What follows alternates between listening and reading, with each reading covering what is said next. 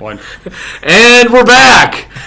A Bunch on Marketing, the Brady Bunch Lunch with Mark Denk. Hey. What's going on, Mark? Too much, man. Just had a great lunch with you guys. So Bob had a profound question for you, so I'm going to let him ask it. So when it comes to the area of marketing, because you have an extensive background in marketing, what would you say is the top 1 to 3 mistakes that most people make in marketing? Well, probably the number one thing would be trying to do too much too fast. Too much too fast. Okay, can you give me like an example of that? Yeah. So if you're a great example would be like, if you're starting up a company, probably first thing to do is, 1, get a website up. 2, get some social media present up. Maybe a third would be start working on, really kind of identifying who your targets are. Okay. Where a lot of people come into it and they see marketing and they say, oh, I got to do all of this. And I mean, all this means everything, marketing focus wise or marketing related.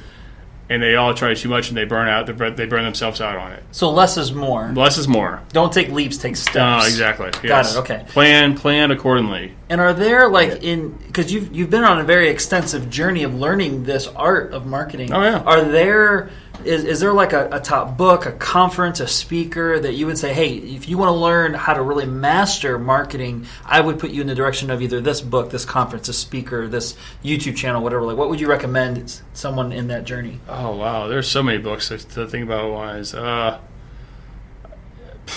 you're putting me on the spot, and I'm starting to blank on that. I always do that. Well, I'll reference one of the books that we just covered in Mastermind Book Club. Okay. And that goes back to Tribes, and by Seth Godin. But one of the things that he said is, he was referencing mostly leadership. Yeah. But is like once you find that, the only common quality of any leader isn't their socioeconomic, gender background. It's simply the fact that they stood up to the plate and said, you know what, I'm going to do this. And I think it's the same for marketing, sales, business, entrepreneurship. Oh, yeah. It's just making the commitment and taking the stand for yourself and saying, hey, here's what I'm going to do. I'm going to be a marketer. I'm going to be in sales. I'm going to be that entrepreneur. I'm going to be a coach, a writer, an author, whatever. Mm-hmm. A social media personality. For those on audio, I'm a really smiley guy. Super smiley. And so I think there's something to be said for that, because it almost doesn't matter where you start, but it's really the mindset that you want to do this, and you'll find plenty of things to learn. But now I am curious, how did you begin your journey in marketing? Because you told us a little bit on a previous episode, right. But what was like one book or thing that stood out for you? Maybe a mentor. Yeah, well, I'd say probably one of my mentors from school, from the college side of it all, was Dr. John Lewington. Mm. I mean, just a smart guy all around. Yeah, very knowledgeable, years and years of experience. But he was in a much different form of marketing back in the olden times. Sure. Of actually like snail mail marketing, that type of stuff, direct marketing. Yeah. So yeah, it was. I mean, it was a different day then, different time back in that area. But I guess there were a couple of books that I've read earlier on in my life that really kind of made sense for me. One was being Harvey McKay's Swimming with Sharks. Yeah. So I mean, really just about how there's just so much that goes into it, and how you really almost overall you're always branding yourself no matter what. Your first and foremost thought is all about your own personality, your own how you display yourself to other people. That's the marketing for yourself itself originally. One of my favorite things about that book specifically is that Harvey McKay will often talk about a Rolodex, where we all know what that is, but most millennials might think that's a watch. Right. It's not. It's actually it's the contacts you have in your phone. Right. Or in your head, or right, at least back in the day when you could actually memorize phone numbers. Right. Yeah. Nowadays, let's phone. Exactly. That's funny. I mean, for what it's worth, like I've seen there's two different kinds of marketing as far as my journey is concerned, because I oversaw marketing, right, for one of the fastest growing nonprofits in the country. And I don't have a degree in that, just like yourself. I had a mentor. His name was Peter Rosell. Okay. And he was actually the vice president for Anheuser-Busch's marketing. Oh, nice. And he was a hugely instrumental person helping us. So there's like the traditional marketing, but then there's also the word of mouth marketing. Right, and I think a lot of businesses benefit from having both. Yeah, you're definitely way better at like that traditional marketing, all those strategies.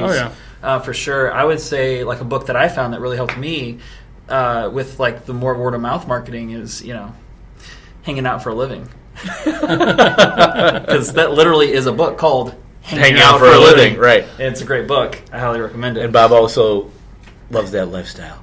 Yeah, yeah. If you ever want to like make someone smile, if they ask you, "Hey, what do you do?" Answer with I hang out for a living. I hang out with Bob for a living. Right. So there is another book that it's been out there and it's been a while since I read it, but it's called Networking is a Contact Sport. Yes. Oh yes, yeah. And that is great. So book. it's a great way of, if you're afraid of networking, and there's a lot of people who are very hesitant on it. Yeah. It's a great book to look up and read. It will help you out immensely on really kind of figuring out your game plan when you go into a market or into a networking association or whatever else, or just any room. Any room. Yeah, fantastic book. Yeah. So a question I love to ask people, especially someone that's been doing marketing as long as you. Mm-hmm. What is one of the craziest, weirdest stories you've ever come across in the profession of marketing? Literally a WTF moment. Like, what was going on? Without naming any names, you're going to get anybody in. Right. I'm trying to think of this. Wow. Make up a name like Princess Fifi. Yeah, I mean, no, I guess there was one brand, and I'd say in particular that I was working on, and I won't name the brands because I don't want to. But I had a brand, and I was actually down in Alabama for the Hangout Festival, and we were across the stage from one of the major stages at the Hangout Festival, and earlier on in their days, and and we had a product that I was sampling a product that was pretty popular among the group down there. It was a fairly new product that was coming out to the market, and all of a sudden, out of nowhere, we had this guy walked in, and I had absolutely no idea who he was. And we were sitting there, I started talking with him. I mean, people were just rushing our booth, and to the point that we were like pushing people back, and I finally. So it was like famous.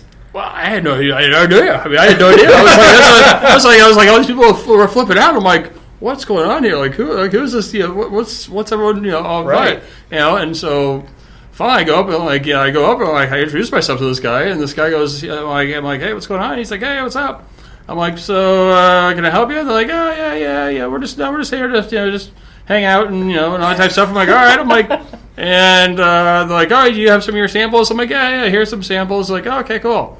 What, did you picture taken too? Who was it? Oh yeah. I got a few pictures taken, but it turned out and I didn't know who they were. It was like, did you ever find out? Oh yeah. Were they famous? Oh yeah, it's Public Enemy.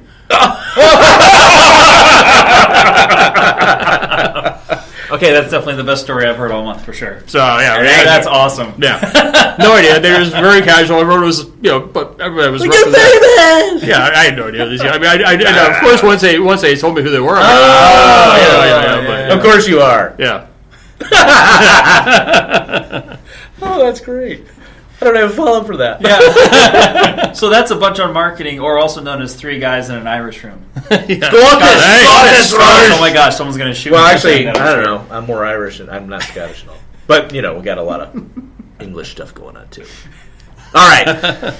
That's a wrap on this one, but we're going to come back with another great question once we compose ourselves, and we're going to push these buttons because, boom, do that one and do this. I shot it down. I shot down the ending.